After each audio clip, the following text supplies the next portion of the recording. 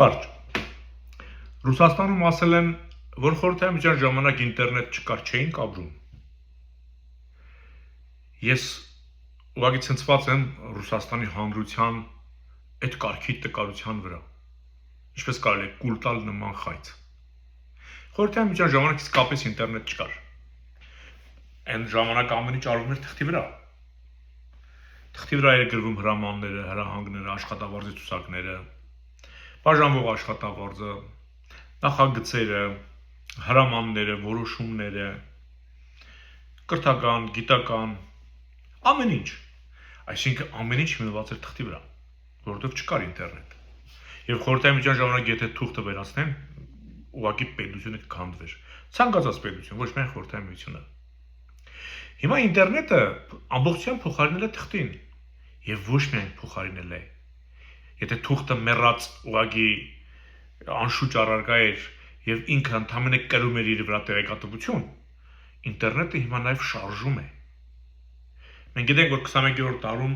կան արտադրություններ, որտեղ բացարձակապես մարդ չի աշխատում։ Այնտեղ աշխատում են ռոբոտներ։ Եվ այդ արտադրամասերը կարող է տնից կառավարել այդ արտադրությունը։ Վերահասկել ինչ է տեղի ունենում։ Չկա ինտերնետ, դադարելու այդ արտադրությունը։ Ասեմ ավելին, անգամ դպրոցներում երեխաների թվանշաններն անգամ ինտերնետի միջոցով են վերահսկվում մատյաններ, օրագրեր։ Ինտերնետն է ամեն ինչ կազմակերպում։ Եվ ասել, որ խորհրդային ժամանակ ինտերնետ չկար, ոնց էինք ապրում, շատ կներեք, այդ ինտերնետը ուղղակի մալմալատ չէ, որ